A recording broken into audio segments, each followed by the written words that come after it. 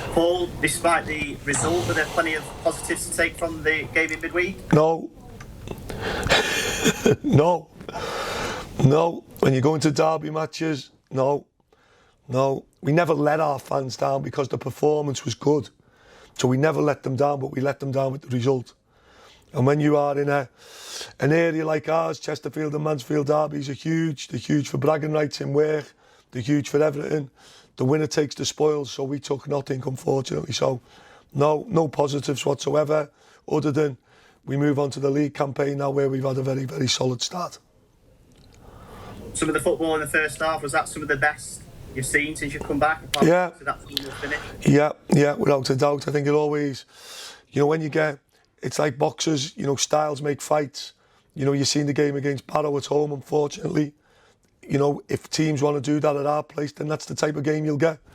It can be a painful watch when two teams try and win a game of football. You'll always get a good, entertaining game, especially when we're involved. So we can never, ever influence what the opposition does. I would never speak about how oppositions play. It's not my style. Every manager can play football how he wants to play. We all know it's a results business, and that's what we get judged on. So, hopefully we can go into the game tomorrow. I've played against Darryl a lot. I've played against Darryl's teams a lot. I think Darryl's probably a very similar manager to myself. He likes attacking football. So let's see what type of game he brings tomorrow with Bristol Rovers. But whatever game they bring, it'll be a very tough game. I know that for sure. Yeah, I've just been reading some comments from himself. He's spoken very highly about yourself, saying that you speak quite often. Is he someone that you've got a lot of respect for? 100%. He's had success where he goes. He's a really, really good character in terms of a person. He's had great success at Bristol Rovers. Do you know, I was quite interested. People have 2 games now, and it's like managers are getting judged, and I think, wow, how's football gone to this?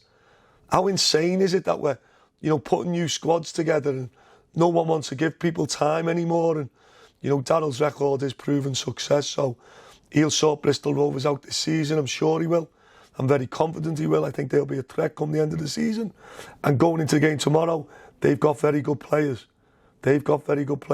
No doubt. Like most teams who get relegated, there's always hangovers from disappointment. These lads are human beings. They're not machines. But he'll get them out of it. I'm sure they'll add 1 or 2 before the window closes. And I'm sure they'll be right up there in the shake-up at the end of the season. Yeah, obviously it's early days, but what do you make of them so far? Just early days, Liam. Probably could have won both games easily. The Fleetwood game, and Harrogate game. Hit the woodworks, etc. against Harrogate. Fleetwood clearly had more possession, bigger XGs, etc. But Darryl's like me, he's quite a very honest manager, coach. They haven't won the games, and that's the biggest result. So Darryl will sort his stuff out. I'm sure he'll leave me to mine. And I'm sure we'll enjoy a beer after the game tomorrow. A first start for Ronan Darcy against Mansfield, and a man of the match performance. How pleased are you to have got him in the last week or so? He's just an excellent footballer, isn't he? I think he's a really good addition to our squad.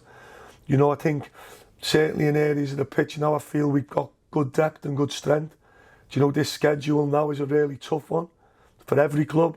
Not for Chesterfield, for every single league club.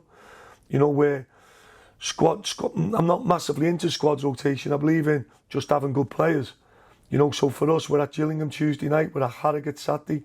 It comes thick and fast. So having a squad that can see you through these days and through these games is very, very important.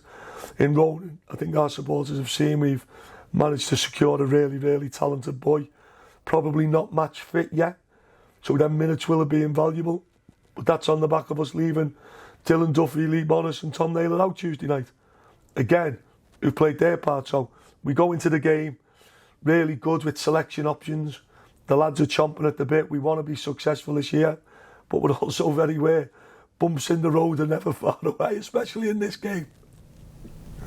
And of course, James Berry's come back to the club as well. Delighted to get that deal done as well. Unbelievably delighted. I think James is, probably his latter days at the club maybe weren't as like we'd have all wanted them. But James is still a young lad who, moves come around, and you've got to remember it's wage increases, it's higher divisions, and lads' heads can get a little bit turned, which is fine. I've seen it a lot, it's football. James Berry's a lovely lad. He's a really good young man, and he's also such a wonderful footballer. He has the ability to take games away from teams. So he's got another probably 5-6 days with being with the physios, etc., before he's with us. Again, with Ronan, Dylan Duffy, Liam Mandeville, Dobbs, Dylan Marcandy, we feel we've got flair players that can really affect the game, so we're delighted with them all. And of course, Malik Awalabu Bellew, if I've said that right, is coming in January. One for the future? Yeah, listen, you know, we're always trying to recruit, we're always trying to, you know, I think one of the problems for teams now in divisions, especially if you want to be successful, every divisional rise brings real difference in levels now. It's probably changed a real lot. You know, the biggest notable one is obviously the Championship to the Premier League, where very successful Championship teams just get relegated. The jump from League One to the Championship is huge. I'm not so sure that I know enough about the jump from League Two to League One, but I'm surmising it's a big jump as well. No different than the Conference one. So when you're getting clubs like ourselves, possibly Stockport, Wrexham, you're always going to see squad changes and numbers because you want to carry on being successful. So having one eye on the future is very important. The average age of the team's coming down. You know, we're trying to be more energetic. We're trying to have more athleticism in the team.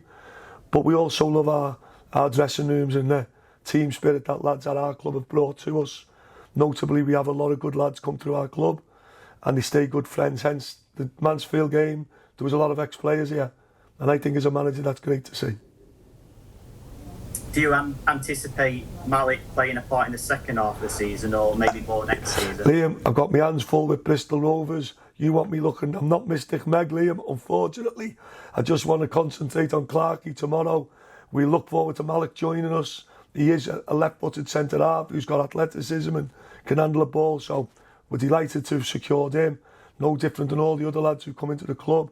You know, we're lucky enough to be entrusted with trying to take this great club forward. And Tuesday night, the atmosphere again was electric. And credit to the Mansfield fans, credit to the Chesterfield fans. The game was played in a really competitively good spirit. And as we say, we wish Mansfield well and we move on to our league campaign. Is there any update on Luke Butterfield, Dibley Diaz, John Fleck? Yeah. Probably good news on two of them. Luke's not good. Probably 6 to 8 weeks out, Luke. I think it's a broken metatarsal, is it? So might require a little bit of surgery, which is a big blow for Luke because he's a really good player. He really is. He took us by, not surprise in the summer, but on coming into training with us, he was clearly up to the level, clearly up to the standard. So it's an area of the pitch where we're very strong. You know, Ryan Stirk started extremely well. John Fleck's such a player. You know, Dibley Diaz is outstanding and we love Tom Naylor. So we're lucky in the central areas. We've got great options. Dibley Diaz probably won't make Bristol Rovers tomorrow, but he's not going to be out for any length of time. So we'll concentrate, as I say, on the lads who are fit for Bristol and we look forward to the game.